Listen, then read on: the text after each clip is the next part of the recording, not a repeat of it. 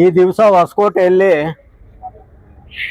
ಮಾದಿಗ ಸಮುದಾಯದ ಮುಖಂಡರು ಮತ್ತು ಸಮಾಜದ ಹಿತೈಷಿಗಳೆಲ್ಲ ಸೇರಿ ಒಂದು ಸಭೆ ಕರೆದಿದ್ದಾರೆ.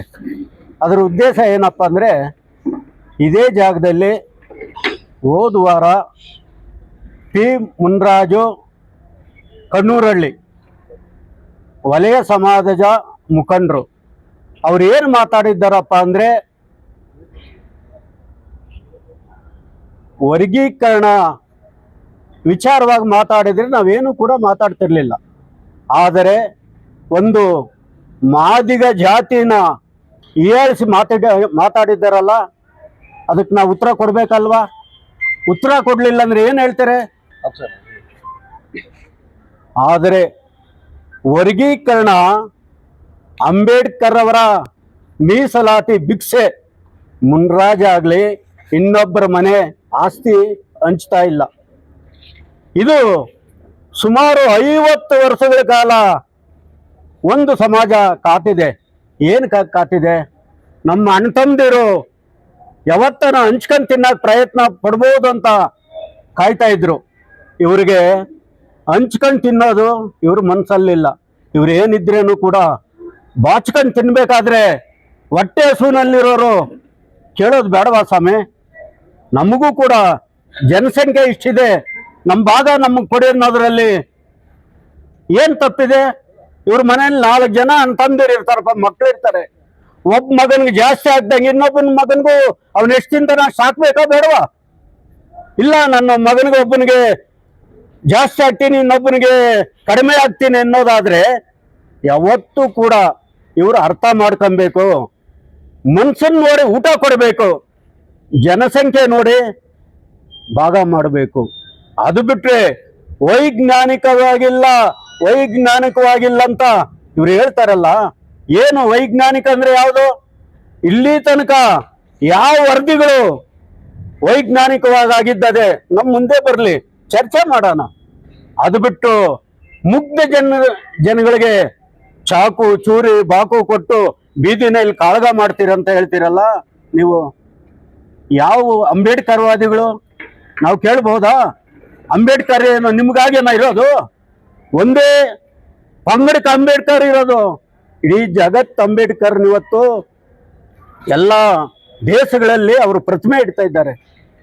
ಅಂತ ಇದರಲ್ಲಿ ನೀವಿದು ಸಂಕುಚಿತ ಮನೋಭಾವದಿಂದ ನಿಮ್ಮ ಪ್ರತಿಷ್ಠೆಗಾಗಿ ಇನ್ನೊಂದು ಜಾತಿನ ಯಾರೂ ಕೂಡ ಹೇಳಿಸಂಗಿಲ್ಲ. ಅವ್ರು ಏನಿದ್ರೇನು ಕೂಡ ನಾನಿವತ್ತು ಬಂದ ಉದ್ದೇಶ ಏನಂದ್ರೆ, ಪಿ ಮುನ್ರಾಜಿಗೆ ಸರಿಯಾಗಿ ಪಾಠ ಕಲಿಸ್ಬೇಕು. ನಾನು ಯಾವತ್ತೂ ಕೂಡ ಕಾನೂನು ಚೌಕಟ್ಟಲ್ಲಿ ಹೋರಾಟ ಮಾಡೋನು, ಬಾಯಿ ಮಾತಿನಿಂದ ಹೋರಾಟ ಮಾಡೋನಲ್ಲ. ಮುನ್ರಾಜ್ ಆದಷ್ಟು ಬೇಗ ಇದು ತಪ್ಪುಗಳು ಆಗದಂತೆ, ನನ್ನ ತಪ್ಪಾಗಿದೆ ಏನೋ ಹೆಚ್ಚು ಕಡಿಮೆ ಆಗಿ ಆವೇಶದಿಂದ ಈ ಮಾತಾಡಿದ್ದೀನಿ, ವಾಪಸ್ ತಕಂತೀನಿ ಅಂತ 1 ವಾರ ಇವತ್ತು ಕೂಡ ಗಡುವು ಕೊಡ್ತಾ ಇದ್ದೀವಿ. ಅದು ಮೀರಿ ಪ್ರತಿಷ್ಠೆಯನ್ನ ಮುನ್ರಾಜ್ ಮಾಡೋದಾದ್ರೆ ಇಡೀ ಕರ್ನಾಟಕ ಹೋಗಿ FIR ಹಾಕ್ಸ್ತೀವಿ, ಅಲ್ದಾಡ್ಬೇಕು. ಅವತ್ತು ಗೊತ್ತಾಗ್ತದೆ ಮುನ್ರಾಜು ಆವೇಶದ ಮಾತೇನು. ಹೆಸರು ವೆಂಕಟಸ್ವಾಮಿ ಗಂಗನಬೀಡು ಅಂತ, ಹೊಸಕೋಟೆ ತಾಲೂಕಲ್ಲಿ 40 ವರ್ಷದ ಹಿಂದೆ ಯಾರೂ ಕೂಡ ಬರೆದಿದ್ದಾಗೆ DSS ಕಟ್ಟಾಗಿ ಪ್ರಾರಂಭ ಮಾಡಿದವರು ನಾವು. ಹಾರ್ಮೋನಿಯಪ್ಪ ನಂತರ ಎಲ್ಲರೂ ಕೂಡ ಬಂದಿದ್ದಾರೆ. ಮಾಜಿ ಸಂಚಾಲಕರು ದಲಿತ ಸಂಘರ್ಷ ಸಮಿತಿ ಹೊಸಕೋಟೆ ತಾಲೂಕು ಮತ್ತು ಈಗ KDP ಸದಸ್ಯರು, ಜಿಲ್ಲಾ KDP ಸದಸ್ಯರು. ನಮಗೆ ಈ ಒಂದು ಸಭೆ ಸೇರ್ತಕ್ಕಂಥ ಉದ್ದೇಶಗಳು ಈಗಾಗಲೇ ಎಲ್ಲರಿಗೂ ತಿಳಿದಿದೆ. ಕಾರಣ ಏನಂತ ಹೇಳಿದ್ರೆ, ಒಬ್ಬ ಅವಿವೇಕಿ ಆಡಿದಂಥ ಮಾತುಗಳಿಗೆ ಇಡೀ ಜನಾಂಗ ಹುಚ್ಚೆದ್ದಿದೆ. ಇಡೀ ಸ್ಟೇಟ್ನಲ್ಲೇ ನಮಗೆ ಫೋನ್ ಮಾಡ್ತಾ ಇದ್ದಾರೆ, ಏನಪ್ಪ ಇಂಥ ಜನರನ್ನ ಬೆಳೆಸಿದ್ರಲ್ಲ ಹೊಸಕೋಟೆ ತಾಲೂಕಿನಲ್ಲಿ ಅಂತ. ಈ ಅವಿವೇಕಿಗೆ ಏನಾದರೂ ಒಂದು ನಾವು ಜವಾಬು ಹೇಳಲೇಬೇಕು ಅನ್ನೋ ಉದ್ದೇಶದಿಂದ ಇವತ್ತು ಸಭೆ ಸೇರಿದ್ದೀವಿ. ಇವತ್ತು ನಾವು ಅವ್ರಿಗೆ ಎಚ್ಚರಿಕೆ ಕೊಡ್ತಾ ಇದ್ವಿ, ನೀವು ಆಡಿರ್ತಕ್ಕಂಥ ನಮ್ಮ ಅವಿವೇಕ ಮಾತನ್ನು ವಾಪಸ್ ತಗೊಂಡು ನನ್ನ ತಪ್ಪಾಯಿತು ಅಂತ ಒಪ್ಕೊಂಡ್ರೆ ಸರಿನೇ, ಇಲ್ಲಾಂದ್ರೆ ನಾವು ಮುಂದಿನ ಕಾನೂನು ಹೋರಾಟಗಳನ್ನ ಇಡೀ ರಾಜ್ಯದಂತ ಕೈಗೊಳ್ತೀವಿ ಅಂತ ಹೇಳ್ತಾ ಆ ಒಂದು ಏನು ಹೇಳಿಕೆ ಕೊಟ್ಟಿದ್ದಾರೆ ಆ ಹೇಳಿಕೆಯನ್ನ ಹಿಂಪಡಿಬೇಕು ಅಂತ ಈ ಮೂಲಕ ನಾವು ಒತ್ತಾಯಿಸ್ತೇವೆ. ವಿಜಯಕುಮಾರ್ ಅಂತ ಹೇಳ್ಬಿಟ್ಟು ಮಾಜಿ ಸ್ಥಾಯಿ ಸಮಿತಿ ಅಧ್ಯಕ್ಷರು ಹಾಗೂ ಹಾಲಿ ಜಿಲ್ಲಾ ಅಟ್ರಾಸಿಟಿ ಕಮಿಟಿ ಮೆಂಬರ್ ಆಗಿದ್ದೀನಿ. ಇಲ್ಲಿ ನಾವೇನು ಕರ್ನಾಟಕ ಮಹಾಜನ ಮಹಾಸಭಾದಿಂದ ಇವತ್ತು ಸೇರೋದಕ್ಕೆ ಕಾರಣ ಏನಂದ್ರೆ ಈಗಾಗಲೇ ನಮ್ಮ ಎಂ ಶಾಮಣ್ಣವರು ಮತ್ತು ಟಿ ಎಂ ಮುನ್ರಾಜ್ ಅವರು ಹೇಳಿದಾಗೆ ಕಣ್ಣೂರಳ್ಳಿ ಪಿ ಮುನ್ರಾಜ್ ಅವರು ಏನು 24ನೇ ತಾರೀಕು 23ನೇ ತಾರೀಕು 24ನೇ ತಾರೀಕು ಒಂದು ಸ್ಟೇಟ್ಮೆಂಟ್ ಕೊಟ್ಟಿದ್ದಾರೆ. ಅದರಲ್ಲಿ ಮಾದಿಗರಾದ ನಮ್ಮನ್ನ ತುಂಬಾ ಕೀಳ್ಮಟ್ಟವಾಗಿ ನಾವು ತಿಕಾತುಳಿಯವರು ಹಂಗೆ ಅಂತ ಹೇಳ್ಬಿಟ್ಟು ಕೆಟ್ಟದಾಗ ಮಾತಾಡಿದ್ದಾರೆ ಅವರು. ನಾವು ಹೊಸಕೋಟೆ ತಾಲೂಕಿನಲ್ಲಿ ಇದುವರೆಗೂ ವಲೀರಾಗ್ಬೋದು ಮಾದಿಗರಾಗ್ಬೋದು ಒಟ್ಟಾಗಿ ನಾವು ಜೀವನ ಮಾಡ್ಕೊಂಡು ಬಂದಂಥದ್ದು, ಒಟ್ಟಾಗಿ ಹೋರಾಟಗಳು ಮಾಡ್ಕೊಂಡು ಬಂದಂಥದ್ದು. ನಾವು ಯಾವತ್ತೂ ಸಹ ನಾವು ಬೇರೆ ಬೇರೆ ಅಂತ ನಾವು ಅಂದ್ಕೊಂಡೇ ಇರಲಿಲ್ಲ.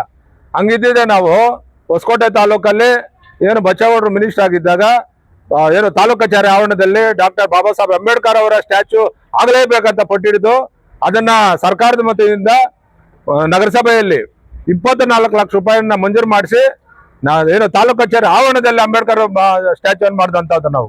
ಮತ್ತು ಅಂಬೇಡ್ಕರ್ ಭವನ ಬೇಕಂದಾಗ ಏನು ಇವಾಗ ಈಗ ಅಂಬೇಡ್ಕರ್ ಭವನ ಜಾಗ ತಾಲೂಕ್ ಪಂಚಾಯತ್ ಇದ್ದಂಥದ್ದು, ಅಲ್ಲಿ ಅಂಬೇಡ್ಕರ್ ಭವನ ಆಗ್ಬೇಕು ಅಂತ ಹೇಳ್ಬಿಟ್ಟು ಬಚ್ಚೇಗೌಡರು ಸಚಿವರಾಗಿದ್ದಾಗ ನಾವೆಲ್ಲ ಸೇರಿ ಸುಬ್ರಾಜ್ ಅವರು ನಾವೆಲ್ಲ ಸೇರಿ ಆ ಜಾಗವನ್ನ ಮಂಜೂರು ಮಾಡಿಸಿದಂಥದ್ದು. ನಮ್ಗೆ ಹಂಗಿದ್ದಿದ್ರೆ ಒಲಿಯರು ಬೇರೆ ಮಾದಿಗರು ಬೇರೆ ಅಂತಿದ್ರೆ ನಾವು ಜಗಜೀವನ್ ರಾಮ್ ಸ್ಟ್ಯಾಚ್ಯೂನ ಅವತ್ತೇ ನಿಲ್ಲಿಸ್ತಾ ಇದ್ವಿ. ನಾವು ಯಾಕೆ ಅಂಬೇಡ್ಕರ್ ಬಗ್ಗೆ ನಾವು ಪಟ್ಟಿ ಹಿಡಿತಾ ಇದ್ವಿ?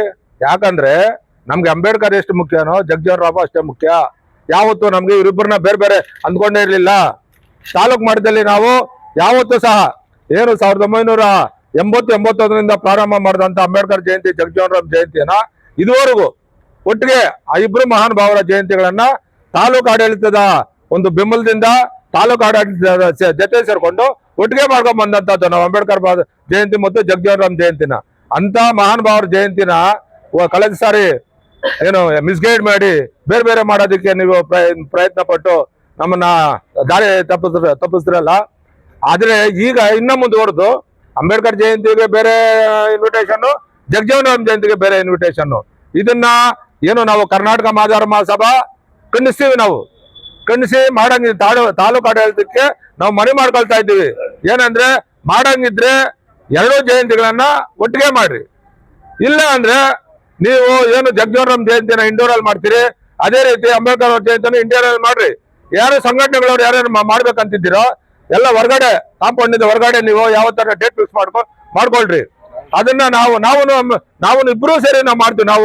ನಾವು ಬಿಡೋದಿಲ್ಲ. ನೀವು ಅಂಬೇಡ್ಕರ್ ಜಯಂತಿ ನಾವು ಸಿಂಗಲ್ ಆಗಿ ಮಾಡ್ಬೋದು, ಆದ್ರೆ ನಾವು ಅಂಬೇಡ್ಕರ್ ಜಯಂತಿ ಮತ್ತು ಜಗಜೀವನ್ ರಾಮ್ ಜಯಂತಿ ಇಬ್ಬರ ಮಹಾರಾಜ ಜಯಂತಿನ ನಾವು ಒಟ್ಟಿಗೆ ಮಾಡ್ತೀವಿ. ನಾವು ಯಾವುದೇ ಕಾರಣಕ್ಕೆ ಬೇರೆ ಬೇರೆ ಮಾಡೋದಿಲ್ಲ ಅಂತ ಈ ಸಂದರ್ಭದಲ್ಲಿ ತಿಳಿಸ್ತಾ ಪಿ ಮುನ್ರಾಜ್ ಅವರು ಈಗಾಗಲೇ ನಮ್ಮ ಜಿಲ್ಲಾಧ್ಯಕ್ಷರು ಸುಬ್ರಾಜ್ ಅವರು ಅವ್ರಿಗೆ 1 ವಾರದ ಗಡುವನ್ನ ಕೊಟ್ಟಿದ್ದಾರೆ.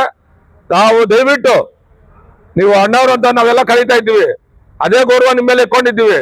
ನೀವು ದಯವಿಟ್ಟು ಓಪನ್ ಸ್ಟೇಟ್ಮೆಂಟ್ ಕೊಟ್ಟು ಈ ಒಂದು ಏನು ಇನ್ಸಿಡೆಂಟ್ ನಡೀತಿದೆ ಮಾದಿಗರ ಬಗ್ಗೆ ಕೆಟ್ಟದಾಗ ಮಾತಾಡಿದ್ದೀರಾ ಅದಕ್ಕೆ ಕ್ಷಮಾಯಿಸಬೇಕು. ಇಲ್ಲ ಅಂದ್ರೆ ನಾವು ಮುಂದಿನ ದಿನಗಳಲ್ಲಿ ಕಾನೂನು ಹೋರಾಟ ಮಾಡ್ತೀವಿ. ಇದು ರಾಜ್ಯ ಮಟ್ಟದಲ್ಲಿ ಇದು ದೊಡ್ಡ ಚರ್ಚೆ ಆಗುತ್ತೆ, ದೊಡ್ಡ ಹೋರಾಟಗಳಾಗುತ್ತೆ ಅಂತ ಹೇಳ್ಬಿಟ್ಟು ಸಂದರ್ಭದಲ್ಲಿ ತಿಳಿಸ್ತಾ ಮಧ್ಯಾಹ್ನ ತಮಗೆಲ್ಲ ನಮಸ್ಕಾರ ಆಗಿ ನಾನು ಮಾತಾಡಿ ಮುಗಿಸ್ತಾ ಇದ್ದೀನಿ. ಪತ್ರಿಕಾ ಮಾಧ್ಯಮದ ಸ್ನೇಹಿತರಿಗೆ ಧನ್ಯವಾದಗಳನ್ನ ಕೋರ್ತಾ ಏನಿವತ್ತು ಇಲ್ಲಿ ಸಭೆ ಕರೆದಿದ್ದೀವಿ. ಇದರ ಉದ್ದೇಶ ಬಾಬಾ ಸಾಹೇಬ್ ಅಂಬೇಡ್ಕರ್ ಅವರು ಮತ್ತು ಡಾಕ್ಟರ್ ಬಾಬು ಜಗಜೀವನ್ ರಾಮ್ ಅವರು ಈ ಸಮಾಜಗಳ 2 ಕಣ್ಣುಗಳು ಅಂತೇಳಿ ಭಾವಿಸಿದ್ದೀವಿ. ಇವರು ಒಂದು ನಾಣ್ಯದ 2 ಮುಖಗಳು. ಏನು ಇವತ್ತು ನಮ್ಮ ಹೊಸಕೋಟೆ ತಾಲೂಕಿನಲ್ಲಿ ನಾವು ಯಾವುದೇ ಒಂದು ಸಮಾಜದ ವಿರುದ್ಧ ನಾವು ಯಾವತ್ತೂ ಹೋರಾಟ ಮಾಡಿಲ್ಲ. ಯಾವುದೇ ಒಂದು ನಾವು ಕೇಳ್ತಾ ಇರೋದು ಸರ್ಕಾರದಲ್ಲಿ ಒಳ ಮೀಸಲಾತಿ, ನಮ್ಮ ಸಮಾಜದ ಜನಸಂಖ್ಯೆಗೆ ಅನುಗುಣವಾಗಿ ನಮಗೆ ನ್ಯಾಯ ಕೊಡ್ರಿ, ಕೋರ್ಟ್ ಆರ್ಡರ್ ಇದೆ, ಆಮೇಲೆ ಎಲ್ಲ ನ್ಯಾಯಾಧೀಶರು ನಮಗೆ ದತ್ತಾಂಶಗಳ ಮುಖಾಂತರ ವರದಿಗಳು ಕೊಟ್ಟಿದ್ದಾರೆ, ಅದನ್ನ ನಮಗೆ ನಮ್ಮ ಸಮಾಜಕ್ಕೆ ನ್ಯಾಯ ಕೊಡ್ರಿ ಅಂತ ನಾವು ಕೇಳ್ತಾ ಇರೋದು. ಇವ್ರು ಕೆಲವ್ರು ಹೇಳ್ತಾರೆ ಅವ್ನು ಯಾರೋ ಆಂಧ್ರದಿಂದ ಮಂದಕೃಷ್ಣ ಬಂದಿದ್ದಾನೆ ಇಲ್ಲಿ ಎತ್ಕಾಡ್ತಾ ಇದ್ದಾನೆ ಅಂತ. ಅವ್ರು ನಮ್ಮ ರಾಷ್ಟ್ರ ನಾಯಕರ್ರಿ, ನಮ್ಮ ಸಮಾಜಕ್ಕೆ ಅವರೇ ಒಳ ಮೀಸಲಾತಿ ಪ್ರಾರಂಭದಲ್ಲಿ ಹುಟ್ಟಾಕಿದ್ದು. ಆಮೇಲೆ ಡಾಕ್ಟರ್ ಬಾಬು ಜಗಜೀವನ್ ರಾಮ್ ಬಗ್ಗೆ ಮಾತಾಡ್ತಾರೆ, ಅವ್ರು ಹೊಸಕೋಟೆಗೆ ಸೀಮಿತ ಅಂತ. ಸ್ವಾಮಿ ನಿಮ್ಗೆ ಬಾಬು ಜಗಜೀವನ್ ರಾಮ್ ಬಗ್ಗೆ ಗೊತ್ತಾ? ಬಾಬು ಜಗಜೀವನ್ ರಾಮು 28 ವರ್ಷಕ್ಕೆ ವಿಧಾನಸೌಧದಲ್ಲಿ ಹೋಗಿದ್ದು, ಸುಮಾರು 9 ಸಾರಿ MP ಗಳಾಗಿದ್ದು, 30 ವರ್ಷ ಅಧಿಕಾರದಲ್ಲಿ ಇದ್ದಿದ್ದು, 50 ವರ್ಷ ರಾಜಕಾರಣದಲ್ಲಿ ಇದ್ದಿದ್ದು, 4 ಖಾತೆ ಸಚಿವರುಗಳಾಗಿದ್ದು ಬಾಬು ಜಗಜೀವನ್ ರಾಮ್ ಅವರು. ಅಂಬೇಡ್ಕರ್ ಮುಂದೆ ಸ್ವತಂತ್ರ ಚಳವಳಿಯಲ್ಲಿದ್ರು, ಗಾಂಧಿ ಜೊತೆ ಹೋರಾಟ ಮಾಡಿದ್ರು. ಅಂಬೇಡ್ಕರ್ ಇದು ಬಾಬು ಜಗಜೀವನ್ ರಾಮ್ ನೆಹರು ಪೀರಿಯಡ್ ಅಲ್ಲಿ ಅವ್ರು ಕಾರ್ಮಿಕ ಮಂತ್ರಿಗಳಾಗಿದ್ದವರು. ಅವ್ರಿಗೂ ಅವ್ರದೇ ಆದಂತ ಇದಿದೆ, ಆದರ್ಶ ಇದೆ. ಅವರ ಆದರ್ಶಗಳನ್ನ ಇವರಿಬ್ಬರು ನಮ್ಗೆ ನಾಯಕರು ಅಂತೇಳಿ ನಾವು ಒಪ್ಕೊಂಡಿದ್ದೀವಿ. ಆದ್ರೆ ಇವಾಗ ಏನು ನಮ್ಮ ತಾಲೂಕು ಆಫೀಸ್ನಲ್ಲಿ ಯಾವಾಗ್ಲೂ ಒಂದೇ ಸಾರಿ ಸಭೆ ಕರೆಯೋರು ನಮ್ಮ ಶಾಸಕರ ನೇತೃತ್ವದಲ್ಲಿ. ಇವತ್ತು ನಮ್ಮ ಶಾಸಕರೇ ಹೇಳಿದ್ರು, ಇಲ್ಲ ತಾಲೂಕು ದಂಡಾಧಿಕಾರಿಗಳು ಕರೆದ್ರು ಗೊತ್ತಿಲ್ಲ. 1ನೇ ತಾರೀಕು ಒಂದು ಸಭೆ ಕರೆದಿದ್ದಾರೆ, 31 ಒಂದು ಕರೆದಿದ್ದಾರೆ. ನಮಗೆ ನಾವು ಯಾವಾಗಲೂ ಹಿಂದೆ ಯಾವ ಥರ ಮಾಡ್ಕೊಂಡು ಬರ್ತಾ ಇದ್ವಿ, ನಮ್ಮ ನಾಯಕರಿಗೆ ಯಾವ ಥರ ಗೌರವ ಕೊಟ್ಕೊಂಡು ಬರ್ತಾ ಇದ್ವಿ, ಆ ಥರ ಮಾಡಂಗಿದ್ರೆ ನಾವೆಲ್ಲ ಒಪ್ಪಿಗೆ ಕೊಡ್ತೀವಿ. ಇಲ್ಲ ಅಂದರೆ ಏನು ಸಾಂಕೇತಿಕವಾಗಿ ಬಾಬು ಜಗಜೀವನ್ ರಾಮ್ ಹೆಂಗೆ ಮಾಡ್ತಾರೋ ಅಂಬೇಡ್ಕರ್ದು ಹಂಗೆ ಮಾಡಲಿ, ಬೇರೆಯವ್ರಿಗೆ ಸಂಘಟನೆಗಳ ಮುಖಾಂತರ ಅವ್ರ ಅವಕಾಶ ಕೊಡಂಗಿದೆ ನಾವು ಹೊರಗಡೆ ಮಾಡ್ಕೊಂತೀವಿ ನಾವು ಅಂತೇಳಿ ನಾನು 2 ಮಾತನ್ನು ಮುಗಿಸ್ತೇನೆ. ಆಯ್ತಿಲ್ಲ, ಹೊಸಕೋಟೆ ತಾಲೂಕಲ್ಲಿ ಮಾತ್ರ ಈಗ ಹೊಸದಾಗಿ ಹುಟ್ಟಾಕಿರೋದು. 1ನೇ ತಾರೀಕು ಒಂದು, 31ನೇ ತಾರೀಕು ಒಂದು ಅಂತೇಳಿ ಸಭೆ, ಇದು ಹೊಸದಾಗಿ ಹುಟ್ಟಾಕಿರ್ತಕ್ಕಂಥದ್ದು. ತಿಮ್ಮಯ್ಯ ಅಂತ ಮಾದಾರ ಮಹಾಸಭಾ, ಕರ್ನಾಟಕ ಮಾದಾರ ಮಹಾಸಭಾ ಪ್ರಧಾನ ಕಾರ್ಯದರ್ಶಿ ಹೊಸಕೋಟೆ ತಾಲೂಕು. ಹಿಂದೆ ನಾನು ಅಟ್ರಾಸಿಟಿ ಬೋರ್ಡ್ ಮೆಂಬರ್ ಆಗಿ ಇದ್ದೆ ಮತ್ತು BJP SC ಮೋರ್ಚಾ ಅಧ್ಯಕ್ಷರು. ಜಗಜೀವನ್ ರಾಮ್ದು 5ನೇ ತಾರೀಕೆ ಮಾಡ್ತಾರೆ, ಮತ್ತೆ ಅಂಬೇಡ್ಕರ್ದು 14ನೇ ತಾರೀಕೆ ಮಾಡ್ತಾರೆ. ಆದರೆ ಆ ತಾಲೂಕಿಗೆ ಸೀಮಿತ. ಆ ತಾಲೂಕಿನಲ್ಲಿರ್ತಕ್ಕಂಥ ಮೊದಲಿನಿಂದ ಏನು ಸಂಪ್ರದಾಯ, ಈಗ ಒಂದೊಂದು ಊರಲ್ಲಿ ಒಂದೊಂದು ಸಂಪ್ರದಾಯ ಇರುತ್ತೆ ಹಬ್ಬಗಳು ಮಾಡೋದು. ಆ ಥರ ಅಲ್ಲ ಇದು. ಯಾವ ಥರ ಅಂದರೆ ಸರ್ಕಾರದಲ್ಲಿ ಆದೇಶ ಏನೇ ಇರಲಿ, ನಾವಿಲ್ಲಿ ತಾಲೂಕಿನಲ್ಲಿರ್ತಕ್ಕಂಥ ನಮ್ಮ ಹಿರಿಯರು, ಯಾಕಂದ್ರೆ ನಮಗಿಂತ ನಮ್ಮಿನ ಮುಂದಿನ ಪೀಳಿಗೆ ನಮ್ಮ ಹಿರಿಯರು ಅವ್ರು ಏನು ಮಾಡ್ಕೊಂಡು ಬರ್ತಾ ಇದಾರೋ ಆ ರೀತಿ ನಾವು ಎಲ್ಲ ಜೊತೆಯಲ್ಲೇ ಮಾಡ್ಕೊಂಡು ಹೋಗ್ತಾ ಇದ್ವಿ. ಮೀಟಿಂಗು ಜೊತೆಯಲ್ಲೇ ಕರೀತಾ ಇದ್ದಾರೆ. ನಾನು ದಾಖಲೆ ಸಮೇತ 31ನೇ ತಾರೀಕು ಕೊಡ್ತೀನಿ. ಮೀಟಿಂಗ್ ಸಮೇತ ಜೊತೆಯಲ್ಲೇ ಕರೆಯೋರು, ಮತ್ತೆ ಜಯಂತಿಗಳನ್ನು ಸತ ಎರಡೂ ಸೇರಿ ಒಟ್ಟಿಗೆ ಮಾಡ್ತಾ ಇದ್ದಿದ್ದು. ಅದನ್ನ ಈ ಸಲ ಫಸ್ಟ್ ಸಲ ಈಗ ಏನ್ ಮಾಡಿದ್ದಾರೆ, ಜಗಜೀವನ್ ರಾಮ್ದೇ ಸಪ್ರೇಟ್ ಕರೆದವ್ರೆ, ಅಂಬೇಡ್ಕರ್ದೇ ಸಪ್ರೇಟ್ ಕರೆದವ್ರೆ. ಇದನ್ನ ನಾವು ಎಲ್ಲ ಒಕ್ಕೂಲರಿಂದ ಎಲ್ಲರೂ ಸೇರಿ ನಾವು ಇದನ್ನ ಖಂಡಿಸ್ತಾ ಇದ್ದೀವಿ. 25 ವರ್ಷಗಳಿಂದ ಇದನ್ನ ಮಾಡ್ಕೊಂಡ್ ಬಂದಿರತಕ್ಕಂಥದ್ದು. ನಮ್ಮ ಜಿಲ್ಲಾ ಕಚೇರಿಯಲ್ಲಿ ಸಮೇತ ಎರಡೂ ಸೇರಿ ಒಂದೇ ದಿನ ಮಾಡ್ತಾರೆ. ಅಂದ್ರೆ ಆವತ್ತಿನ ದಿನಗಳಲ್ಲಿ ಇವತ್ತು ಸರ್ಕಾರ ಏನೋ ನಿರ್ವಹಣೆ ತಗೊಂಡು ಮಾಡೋದಾದ್ರೆ ಮಾಡ್ಕೊಳ್ಳಿ, ನಮ್ದೇನು ಅಬ್ಜೆಕ್ಷನ್ ಇಲ್ಲ. ನಾವು ಪ್ರತ್ಯೇಕವಾಗಿ ನಮ್ಮ ಸಂಘಟನೆಯಿಂದ, ನಮ್ಮ ಸಮುದಾಯದಿಂದ ಇಬ್ರು ನಾಯಕರುಗಳದ್ದು ಭರ್ಜರಿಯಾಗಿ ಜಯಂತಿ ಮಾಡ್ತೀವಿ. ಅಂದ್ರೆ ನಾವೆಲ್ಲ ಸೇರಿದೀವಿ. ಇದು ನಾವು ಯಾವತ್ತೂ ಒಟ್ಟಿಗೆ ಮಾಡ್ಬೇಕಂತ ನಾವು ಬಯಸ್ತಾ ಇರೋದು. ಯಾಕಂದ್ರೆ ನಮ್ಗೆ ಜೀವನ ಕೊಟ್ಟಂತವ್ರು ಬಾಬಾ ಸಾಹೇಬ್ ಅಂಬೇಡ್ಕರ್ ಅವರು. ಅವ್ರನ್ನ ನಾವು ಯಾವತ್ತೂ ಆಗ್ಲಿ ಅವ್ರ ವಿರುದ್ಧವಾಗಿ ನಾವು ಮಾತಾಡೋರು ಅಲ್ಲ, ಅವ್ರ ವಿರುದ್ಧವಾಗಿ ಹೋಗೋದೇ ಇಲ್ಲ. ಯಾಕಂದ್ರೆ ಅವರೇ ನಮ್ಗೆ ದೇವ್ರು ಹೇಳ್ಬೇಕಾದ್ರೆ ಬಾಬಾ ಸಾಹೇಬ್ ಅಂಬೇಡ್ಕರ್ ಅವರೇ. ಆದ್ರೆ ಅದನ್ನ ಸ್ವಲ್ಪ ಕಿಡಿಗೇಡಿಗಳು ಅದನ್ನ ದಿಕ್ಸೊಪ್ಪ ಕೆಲಸ ಮಾಡ್ತಾ ಇದ್ರೆ ಅದು ಯಾವುದೇ ಕಾರಣಕ್ಕೂ ಆಗ್ಬಾರ್ದು.